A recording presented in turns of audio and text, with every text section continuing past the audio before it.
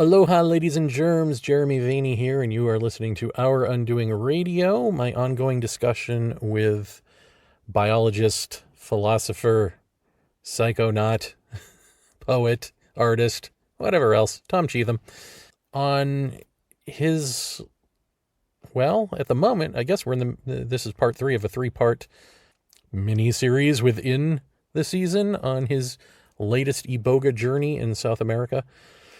So you probably need to listen to at least the last episode to pick up what we're talking about here, but it would help to have listened to the last 2 episodes for sure. And we haven't recorded anything else after this, but we will, so we're going to keep going. Although, depending on what our recording schedule is, I may end up doing a solo show next week. So, all right. If you want to hear more from Tom, I have a link to his Substack in the description, so please go check him out there. If you would like to support this show and support OurUndoing.com, first of all, go to OurUndoing.com, read the material there, listen to the stuff there, watch the videos that are there. It's all this free stuff of the quote-unquote spiritual nature, and also Paratopia, which is... I've got a masked satellite site, I guess you would call it, called paratopia.net, but you can get there through OurUndoing.com, which is an homage to the late, great Jeff Ritzman and our work through the Paratopia podcast. So if you want paranormal stuff, you can go check that out there. It's all free, but it's not free for me, of course. So if you feel like donating and helping me out, you can go to www.ko-fi.com or coffee. Either way, it's ko-fi.com/JVAY, JAYVAY, also in the description. And toss a couple of bucks to your Witcher, because maintaining all this stuff is pretty expensive. Not super expensive in the realm of expensive things, but for me it's expensive, at least for now.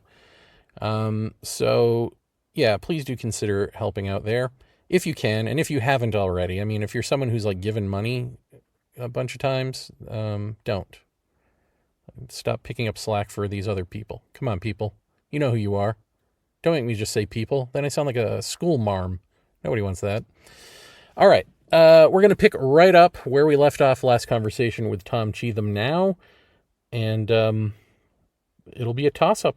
I don't know. I don't know what next week will be. It'll either be a solo from yours truly, or it will be a new conversational direction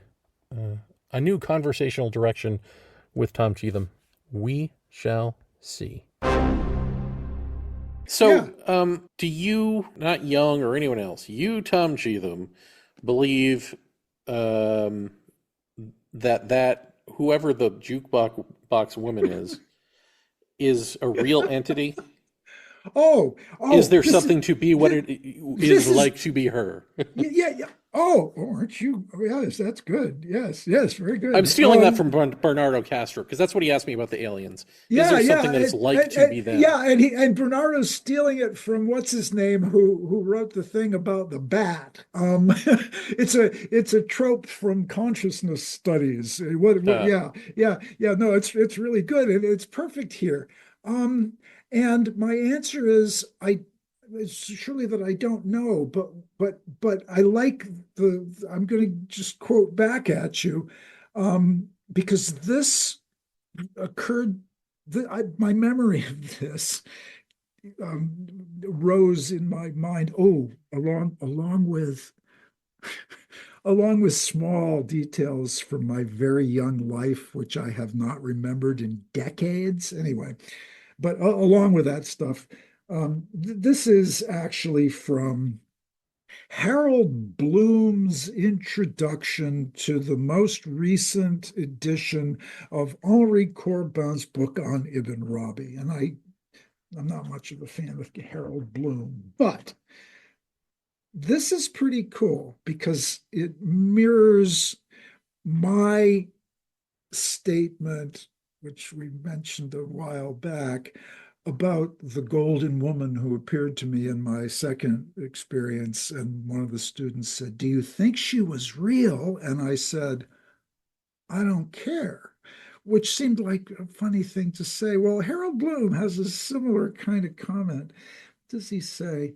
Um, he's talking about the the authentic self, who I think he's equating with a figure he calls the stranger God.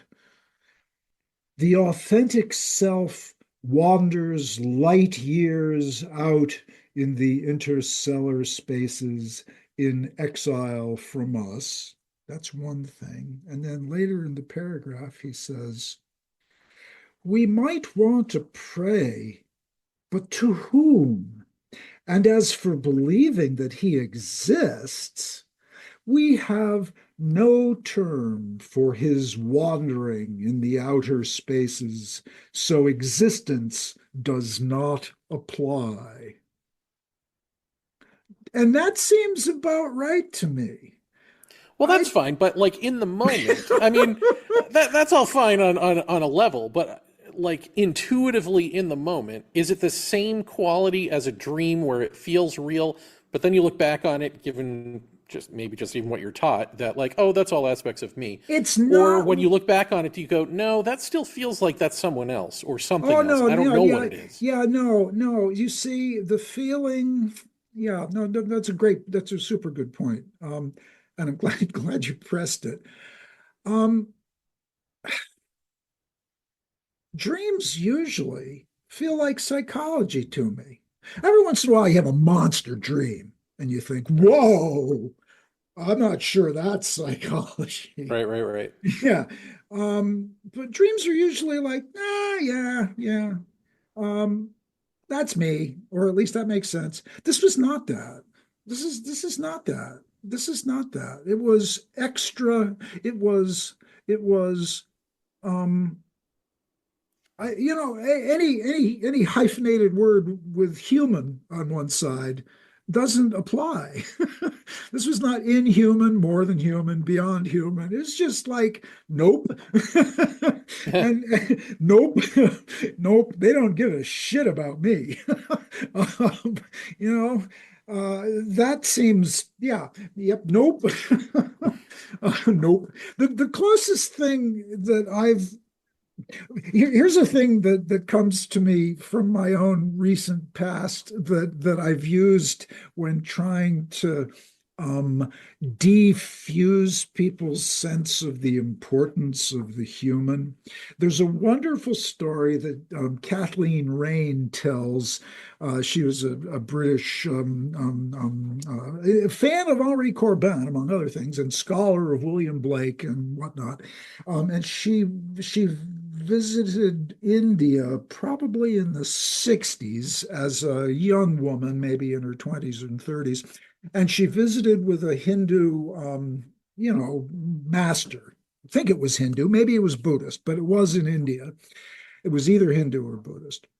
And she related to him her terror of the nuclear arms race, and oh man, it's just so scary that the entire population of humanity can be wiped out in an instant. And he looked at her and he said, "Well, you know, would it really be such a big deal?" you know, because because and she said, "Yeah, she said, I find it really hard as an Englishman to take that kind of cosmic viewpoint. But for the Hindus and many of the Buddhists, our entire universe is just this tiny, well, the shrouded man story, Right. So somebody steps on a buttercup and there go countless millions of universes. Sorry, sorry for that. and, and it's like that. There's a very strong sense of that in the Hindu and the Buddhist, in certain branches of the Buddhist tradition, and This felt like that, you know? This was, they don't know, human? I mean, what? What was that? And so then you come back and you're yourself again, and you have this weird, like, oh no, how could I have had that experience and then be the same asshole I was, 14 hours ago? And then I think, I hope what begins to happen is that your body remembers that you were there and somebody had their fingers on your innards and you've been just slightly tweaked. And if you were to learn to pay attention, somebody, I had a funny thing happen just the other day. I was thinking, drawing, and suddenly I thought, oh, the smell of metal. What? What? The smell of metal. Somehow that was a little thing that came at me from that experience. I think that's a lot more important than how does this relate to the mundus imaginalis? No, no. What about that smell of metal? Because I think that's more the kind of sensibility required by me anyway, in order to try to get into a little closer connection with my memories of what I remember having happened. You're already 3 or 4 steps. As soon as it's over, you're, oh. And so you try to get what you can out of it. As for what the plant wants, I haven't got a fucking idea. Well, it's funny because I wasn't even thinking about it really in terms of what does the plant want, but the whatever the thing is that I think is behind all of these, whatever that is, that intelligence pretending to be a bunch of things. But maybe it is the plant because it's fun. Is this the interior life of plants? Is this do they have better conversations than we do? And meanwhile, like we look at plants and we're just now realizing like, oh, they communicate through their root systems or whatever. It's like, no, they communicate through. Yeah, yeah. I gotta say, I come back to your work and then Kripal, which is in a way it's a crazier world than yours. Do I mean that? In my reading of Kripal, I mean, he just, he's got the kitchen sink and everything else in there too. And I come back with a much more relaxed attitude towards, yeah, I don't know. Yeah, maybe. And also I think I come away, gosh, if anything, I would like to hope a little more humble, you know? I mean, Mhm. what the fuck was that? And I used to think I knew something. No. Well, see, that's interesting too, because I'm just so you're someone who's done psychotherapy for a good chunk of your life, Yeah, a couple times. and Yeah, a few times. Yeah. does that doesn't bring you to being humble, right? It brings you to other things. So Oh, I mean, I suppose it might. different things do different things, really, and Yeah. I'm trying to just sort of figure out roughly what things are doing, because I think the one thing that none of them can do, of course, is bring you to the death of self, but maybe none of them can also bring you to that first relaxation that the Westerners have to go through of the recontextualization of self. Maybe they can only bring you to a place where you have to figure that out or not, and that's sort of the precipice. And if not, then you end up doing whatever self-help Yeah. mode, or I'm a master of this, or whatever it is, or that was interesting and now I feel better and I go on with life. But could you go the other way and be like, okay, because you were saying you thought you had to do all of this stuff sort of to really even be able to get what I was saying in a way that might affect you. And I was saying no, but maybe it just brings you to, again, that precipice where are you gonna, are you gonna Yeah. question in Yeah. this way Yeah. or are you No, gonna question yeah. in this way, Yeah, yeah. Now I'm remembering the context that yeah, that we had But they together. can't push you over the edge. They can't, Well, whatever in this case, the plant can't I really don't push you over know. the I don't edge. know. Well, let's see if I can just entangle just a couple things here. Psychology. I mean, I don't know. There's all sorts of psychology, but it now seems kind of. I want to be super careful here because psychology can help people who are in great distress. Me, because I know from personal experience, can really help people who are in deep fucking distress in a wide variety of ways because there's a wide variety of therapies. And I know from my personal experience and experience of people I know that different therapies work differently for different people, and they can be incredibly helpful and positive. Whether any of them can get you to your notion of the death of self, that seems intuitively unlikely to me. Although I don't know, but I would think that's unlikely. And then I gotta say, I mean, I took psilocybin, before I went to do the Bwiti, and I think we mentioned it here. I took like a pretty massive dose of freshly dried mushrooms, and I got nothing but Grateful Dead posters and nothing deeply moving. Though people do report such things. I sort of suspect that I had so many very, very deep resistances to change and alteration that psilocybin wasn't enough. But Iboga kind of has been, and here's two comments, I guess. The first is that the in all three times I was down there, it was not working at anything that I would recognize as a psychological level. It was, and that's why I was reluctant to use the word unconscious, because I mean, I wasn't conscious, but I don't, but it was like, I don't, I just like, yeah, I mean, immediately you say the unconscious, and you're thinking in terms of psychology, and I'm not at all convinced that those are proper, that those distinctions are the proper ones to describe the nature of this experience. So that's one thing. I'm not at all convinced that it's doing it's the whatever it is that went on in my black tar and in the void of the cosmos seems a long way from any experience that I had associated with psychology. And what the difference is, I don't have a clue, except that it was very somatic. Um, Well, what do you mean by and somatic? it What's the was it difference? What are was you talking about? physical. It was working.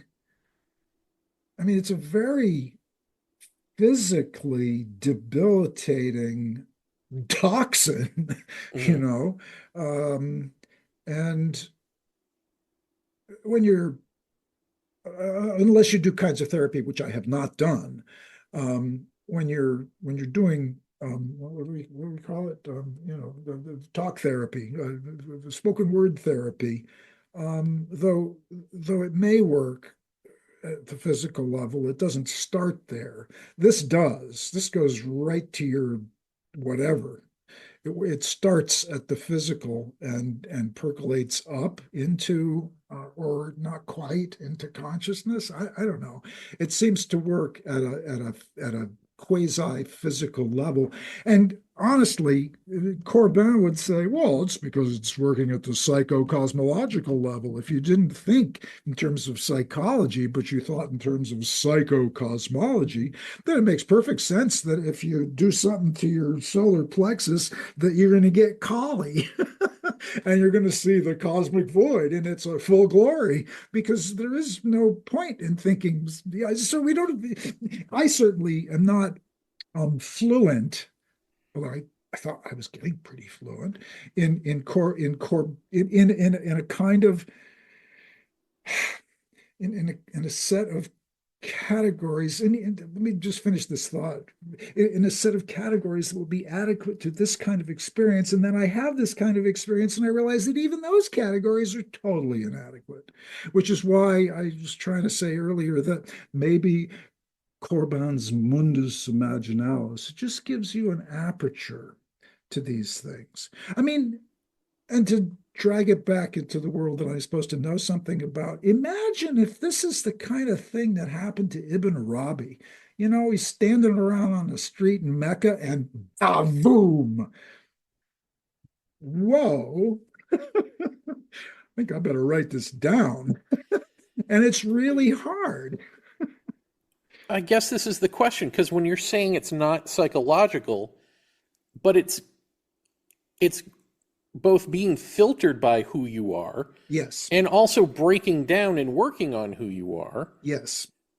So that is psychology. I Yeah, mean, yeah, it's I'm but not the saying it's derived from the yeah, yeah, yeah. psychological, No, but but what it's I think we agree. The yeah. Okay.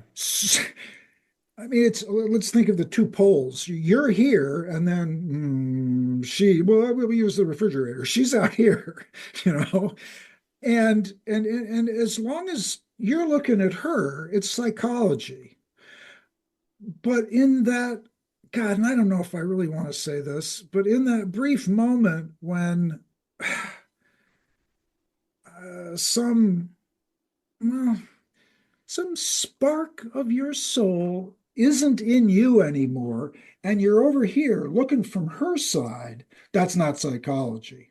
And when you're over here, you realize, oh, fuck. But then, boop, you pop back over to the side, and you have some vague memory that, oh, man. But everything then is filtered by what we have to call the psychology, the psychological. But you have this vague memory that that's not enough because it isn't even close to being able because from this side you look at it and you try to understand it. And this is why I thought of your experience, and it goes back to my comment about urgency. There's something in urgency where you got across to me in one sentence that, oh fuck, you've just got to let everything that could that ever has or ever even could originate in your puny little brain, that all has to go in order to get this other. And I think I had the flavor of that in this experience. Just a little coattail of the great refrigerator in the sky that, oh fuck, this is Hmm. really scary and I am gone. But then I came right back to have that experience and to recognize that's what scared the bejesus out of me when I was little. So when you were identifying as the refrigerator lady, Well, yeah, that would be overdoing it. But when I was in cosmic space being shown the infinite apocalypses, so that was not a first person experience as her. no, no, I don't know. Okay. Nope, I have no evidence that it was. No, I don't think so. Nope, nope, nope, nope, nope. So it was You think not. there was you who was brought over there having an experience I'm not in sure I it? would. Yeah, I don't know. It wasn't her, but it wasn't. It wasn't me. I Well, don't in know. okay. I don't know. I mean, I remember it. I mean, so it must have been me, right? In the fog of an influence. I mean, I guess I'm just trying to figure out like what, because I tend to see these things as like you, at least they could be seen as temporary experiences. Well, I mean, if you think of it in terms of states and stages of consciousness, like you Mhm. are visiting a stage of consciousness as a state of mind or something, you're visiting it, and then you know it's there. Can that be you? Like if you were a whole expression of Tom, would that also be you? And you're being, but you can only be shown that as an experience because again, Tom has to break Tom down for it to be the case. Let me see if I think I heard what you said, and I think the response is that Tom, as we know him, could not have that experience. It would blow him apart, which it did when he was 6. I mean, I don't know the same Mm. experience, but something vaguely similar involving negativity and the void and the death of God, et cetera, et cetera. It's not good for a little kid. It's not good for an adult, let me tell you. But that's the point, because the fragment of consciousness that has the experience, my connection to that fragment of consciousness is instantly filtered by what I think of as me. Hmm. So the real puzzle is seems to involve the spread of consciousness. I mean, I seem to have. I guess I might suggest that the experience was that, like, I was participating in a consciousness which is not generally mine. I mean, Right. I don't have enough of an experience to even analyze it. Okay, I hear you. Yeah, yeah. Well, let me ask you one more question. uh, the feeling now that you're back, the feeling of, oh, I want that. Is there, maybe it's too early to know, and maybe you'll just have to tell me later if this happens, but is there a feeling of depression that sets in, that you feel like, Yeah, well, I've got to, if I just keep doing the art and I keep expressing it, does that become a way to hold on to it in some way, or hope that you ferret it out on your own without the Iboga, or no? Is that yeah, no, okay? Are you yeah, accepting of it and you just move on? no, I don't want to be moving on. I No, I mean, mean accepting of the depression, if there's a depression oh, element there to it. was actually. It's sort of lifted now, but there was, and it was great because it was just a depression. It didn't have the threat of cosmic apocalypse buried underneath it. So There's you no could, existential crisis here for you, so right? you wait. Oh, okay. So you could just be depressed. Because I already had the cosmic apocalypse, you know? It's like, yeah, that's old hat. No, I don't mean that. It's like, no, I don't know why that massively disruptive experience is liberating, but it kind of is. I mean, anything I say about it is going to reduce it to psychology, but I suppose you could say, well, now you've seen the worst of it, you know that's not going to happen probably, and therefore you can just relax and be depressed. I mean, once you've, yeah, I don't know. Once the unknown is known or experienced, so But there's do you that feel like aspect. chasing it? That's the Oh, thing. Does it become an look, addiction yeah, to no, no, chase? no, no. I want to do something with the empty spot on the right hand side. I don't. I'd be super happy not to meet the great refrigerator again.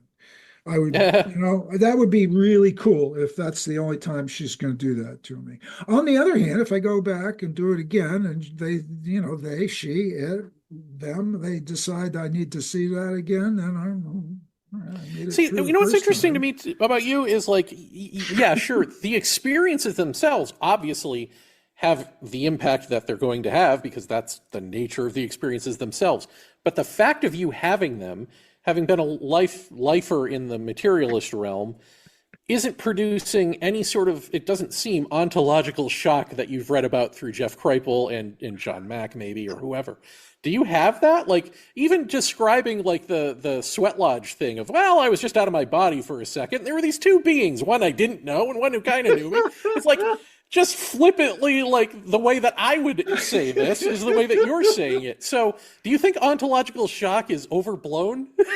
Is there such a Um, thing? well, no, you know what occurs to me, and I can't answer with confidence, but you know what occurs to me? I think I had my ontological shock when I was 6 years old. And I think it was coupled with this incredible,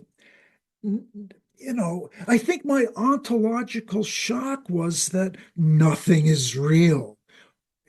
Or no, that's not quite right. But you see what I'm trying to get at here. Yeah. I think my ontological shock was the founding event of my psyche.